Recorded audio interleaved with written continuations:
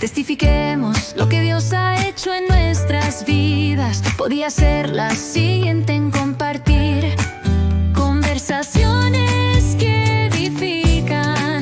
Conversemos.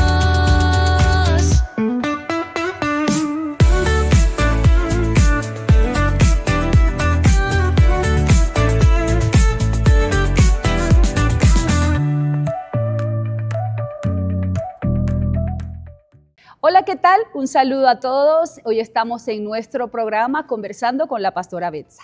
Y hoy estamos con mucha alegría, estamos contentos porque tenemos un invitado especial desde Miami, el apóstol Douglas Rodríguez. Está con nosotros. Qué honor tenerlo hoy con nosotros, apóstol. Ay, muchas gracias. Gracias a todos los que participan y ven el programa. Yo estoy mucho más feliz que ustedes de estar acá y compartir este tiempo con ustedes. Nos gustaría saber del apóstol su trayectoria como cristiano, su testimonio, que nos pueda contar algo de su vida, compartir con nosotros esos inicios, pero sobre todo también vamos a ir hablando del ministerio. Pero ahora, ¿cómo comenzó su relación con Dios, su llamado? Bueno, yo creo que nuestra vida en Dios comenzó como cualquier otra persona. Dice la Biblia que en nuestra aflicción buscaremos a Dios. Yo creo que esa fue la manera en la cual nosotros buscamos al Señor. Nos casamos muy jóvenes con mi esposa, la profeta Jessica, que ahora es profeta. Y entonces lo que puede pasar cualquier ser humano sin Dios. Comenzaron los conflictos, no sabíamos cómo hacer con nuestra vida, con nuestro matrimonio. No sabía qué iba a hacer con nuestra vida, qué dirección iba a tomar. Y pues buscando al Señor llegamos al Ministerio Internacional El Rey Jesús. Wow. Con el apóstol Guillermo Maldonado hace 28 años atrás. Y pues ahí le entregamos nuestra vida al Señor y lo primero que sentimos fue un espíritu de adopción. Dijimos, esta es nuestra casa. Yo creo que eso es lo que debe hacer todo creyente cuando Dios lo trae a un lugar, que se arraigue en ese lugar. Y pues ahí comenzamos a servir al Señor, comenzó todo el proceso. En ese tiempo lo que uno quiere es por agradecimiento servir a Dios. Cuando Dios lo sana, lo libera, etc. Y eso fue lo que hicimos, comenzamos a servir a Dios, servíamos en todo, estábamos apasionados por Dios. Sirviendo a Dios en todo, y en ese camino pues fuimos discipulados por el apóstol Guillermo Maldonado, y en ese caminar, en el servicio a Dios, es que uno descubre cuál es la pasión y el llamado de Dios en su vida. Pero se necesita un padre espiritual que marque ese llamado en la vida nuestra. El llamado de Dios lo confirma, número uno, Dios. Porque dice la Biblia que Dios es el que llama. O sea, nosotros no nos podemos llamar solos al ministerio. No es como una carrera. Cuando uno va a estudiar una carrera, uno escoge la carrera que uno va a estudiar. Pero el ministerio es diferente. En el ministerio es quien nos escoge a nosotros. Es Dios quien llama. Y segundo, es los padres espirituales son los que confirman ese llamado. Y pues Él vio el llamado que había en nosotros, un llamado a pastorear, y a partir de ahí pues vino el proceso de entrenamiento, de equipamiento mientras servíamos al Señor. Y pues ahora, después de 28 años, tenemos la bendición de que pues es lo mejor que nos ha sucedido en la vida. Lo más importante, el descubrimiento más importante en la vida de un ser humano es el descubrimiento de su propósito. ¿Para qué estamos en esta tierra? Y es la felicidad más grande que le puede suceder a una persona. Y lo que veo que es tan importante que nosotros podamos tener un corazón de hijos, porque eso es básico. Claro. Y se puede ver de repente reflejado en el testimonio que damos como familia, en nuestros hijos, en nuestras generaciones, la importancia de esa paternidad espiritual, que hoy nos está hablando de la paternidad espiritual. Hoy muchas personas de repente no creen tanto, ¿no?, en lo que es la paternidad espiritual, pero nosotros lo podemos ver reflejado en los testimonios de nuestra familia, apóstol, con sus hijos. ¿Qué nos puede decir de ese reflejo de la cobertura, de la obediencia con un corazón de hijo en el fruto que podamos Bueno, primero, estos son los programas que a mí me gustan. Me estás preguntando cosas que sí tienen mucho peso y mucho sentido. A veces uno va a programas y le preguntan cosas que no edifican nada, pero referente a la paternidad es una cosa tan importante. ¿Por qué? Porque el reino de Dios está basado en la paternidad. Todo lo que Cristo hizo y vino a hacer a la tierra fue a traer el mensaje del Padre, a hacer la voluntad del Padre, vino a revelar al Padre. Él lo que quería todo el tiempo, Cristo lo que hizo fue revelar al Padre. Entonces, los creyentes no entienden el principio de la paternidad. ¿Por qué? Porque agarran la palabra y la sacan de contexto. No, porque dice la Biblia que no debemos llamar Padre a nadie, solo a Dios que está en el cielo.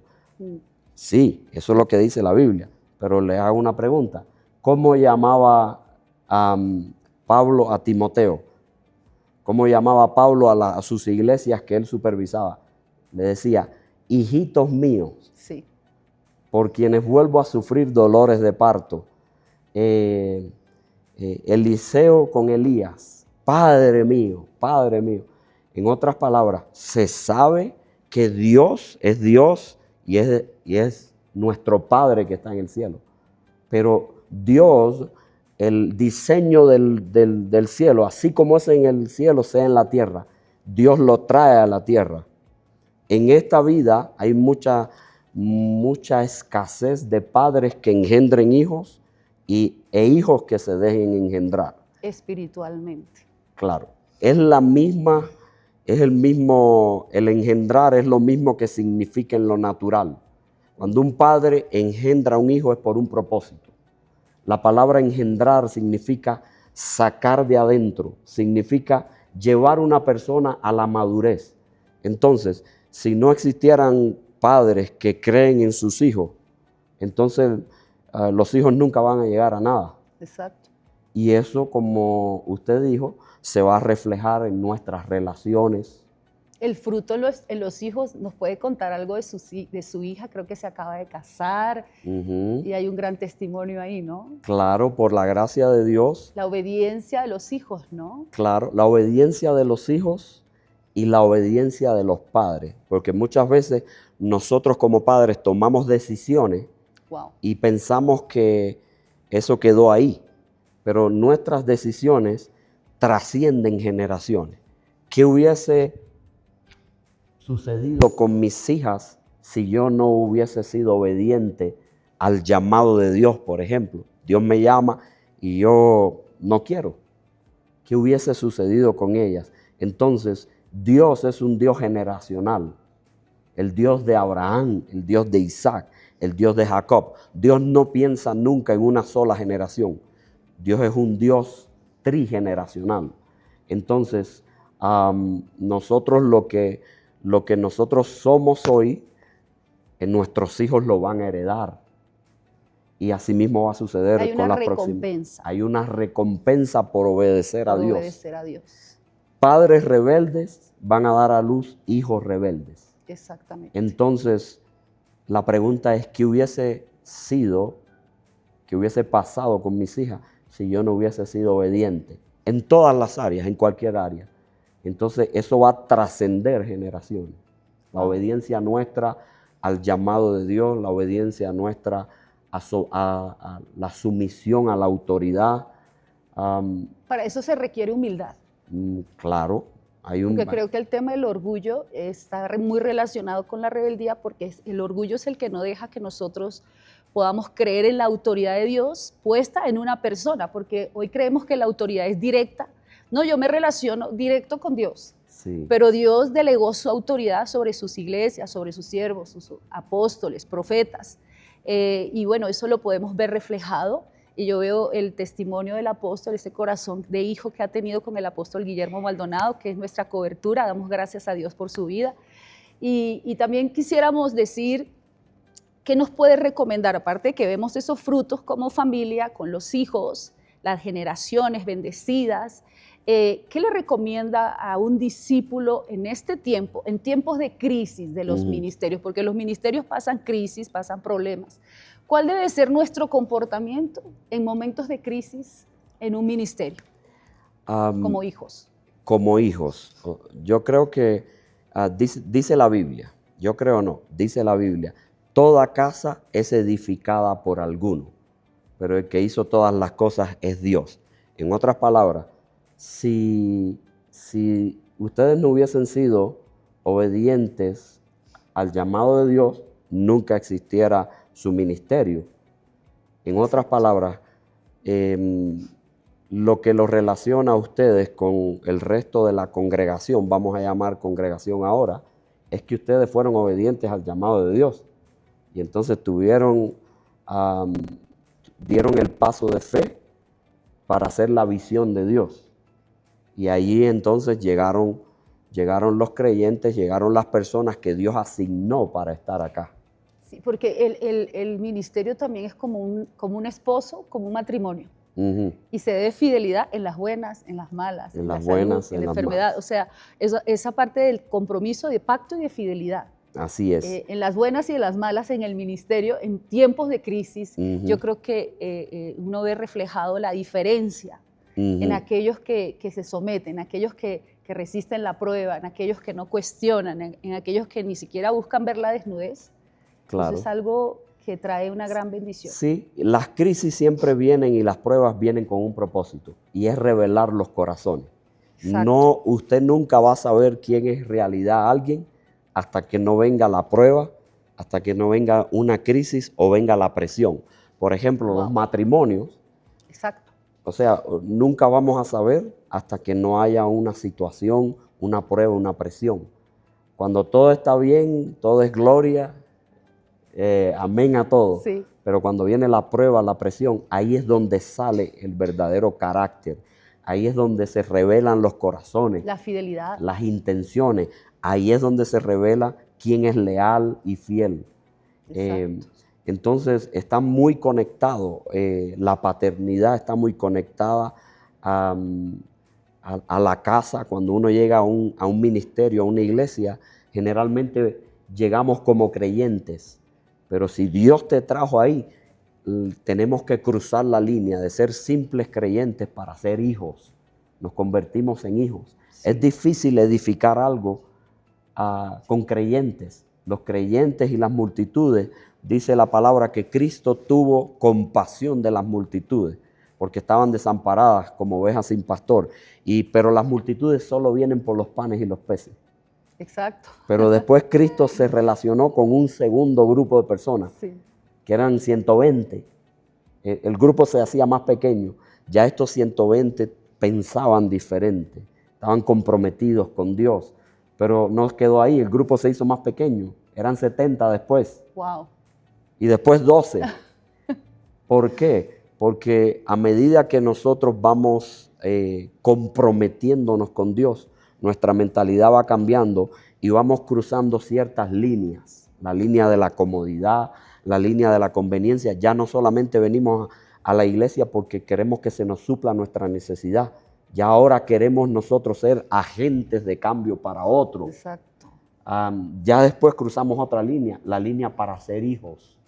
Significa que ya esta es mi casa y yo voy a pelear por mi casa. Dice la Biblia que en una ocasión se llevaron familiares de Abraham y se llevaron parte de sus riquezas y de sus familiares. Y dice la Biblia que Abraham armó a los siervos nacidos en casa y fue con ellos a la guerra y fue a rescatar a sus familiares y a rescatar todo lo que le habían robado. ¿Por qué? Porque a la guerra solo podemos ir con hijos. Y los que delegan la autoridad espiritual son los hijos. Y usted para la guerra espiritual. Eso es uno. Dos, los que heredan son los hijos. La herencia está separada para los hijos. Exacto. Los sobrinos no heredan. Los que heredan son los hijos. Sí. Entonces tenemos que cruzar varias líneas. De creyente, después nos comprometemos más hasta llegar a tener esa revelación que somos hijos de Dios. Entonces, Así como es en el cielo, así es en la tierra. So, si hay personas que están acá, ya llega el momento en que cruzan esa línea. Ya ahora nosotros somos hijos. Ustedes como los pastores son los padres espirituales. Un padre espiritual, ¿qué significa? Porque cualquiera se puede llamar padre espiritual. Sí. Pero un padre espiritual es aquel que invierte su vida, con su tiempo, con sus recursos, con finanzas, para invertirse en sus hijos, pero eso tiene un propósito, es llevarlos a su destino. Al propósito de llevarlos Dios. A su propósito. Wow, tremenda enseñanza la que nos da hoy. ¿Y usted opina? Esta es una pregunta que quiero hacer. Alguien que, o sea, con respecto a la guerra espiritual, porque usted habla mucho de guerra espiritual y liberación y es extraordinario. ¿Es importante también la parte de la cobertura para hacer guerra espiritual o una persona que no tiene cobertura? ¿Cómo lo maneja usted? ¿Qué piensa de eso con respecto a la guerra espiritual? Importantísimo. Hay gente que se pone a hacer guerra espiritual y no le da cuentas a nadie, no tiene una cobertura. La guerra espiritual es como un ejército en lo natural. Tiene que haber un general que va adelante. Es un orden de autoridad. ¿Por qué? Porque así opera el reino. El reino de los cielos, el reino de Dios, es un reino de cabeza y hombros. O sea, hay una cabeza que es la que da la dirección y los hombros son el gobierno. Dice la Biblia, y el principado está sobre los hombros de Jesús. En otras palabras, Dios es la cabeza y ese gobierno tiene hombros. Es como un gobierno en lo natural. Entonces, tú no puedes hacer guerra sin un gobierno. Por eso es importante que en las iglesias, en los ministerios, que esté establecido el gobierno espiritual. Tiene que haber un gobierno, tiene que haber una cabeza. En todo lugar donde usted va, tiene que haber una cabeza. Si hay dos cabezas, ya eso no es reino, ya eso es un monstruo. Eso es un monstruo. Ahí viene, tiene que haber una cabeza. Una cabeza tiene la visión. Si hay dos visiones, ya eso es división. Exactamente. Entonces, es imposible, no. Esas son las fatalidades de guerra que oímos afuera. Gente que se fue a hacer guerra espiritual y a orar por la ciudad, pero no le dan cuentas a nadie. El diablo sabe quién vive bajo autoridad y quién no.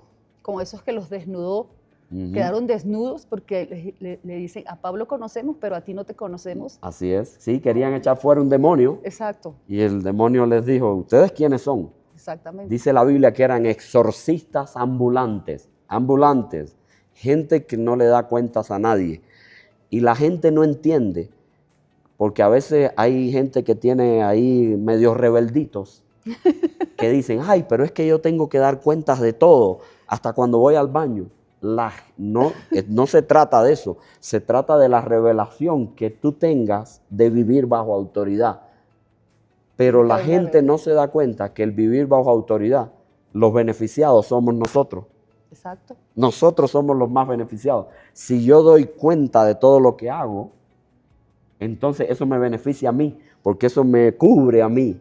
Sí. El que habita al abrigo del Altísimo morará bajo la sombra del Omnipotente.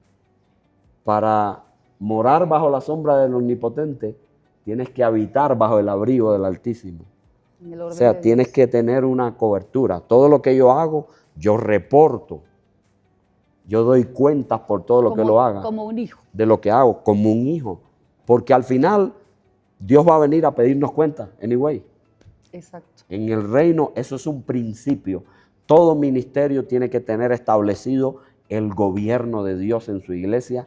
Todo ministerio tiene que estar fundado y basado en la paternidad de Dios, en el principio de la cabeza, en el principio del dar cuenta. Esos son fundamentos que todo ministerio ha de tener. Y yo quisiera como apóstol predicárselo, enseñárselo, ministrárselo a todas las iglesias, a todos los pastores.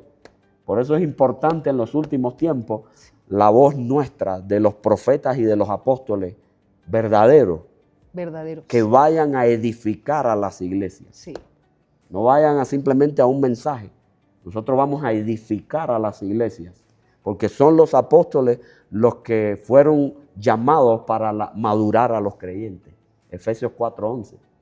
El proceso de la madurez también, ¿no, apóstol? Porque los procesos, a veces las personas, el tema está en que a veces no queremos vivir esos procesos que son difíciles, pero el proceso es el que te lleva a esa revelación también.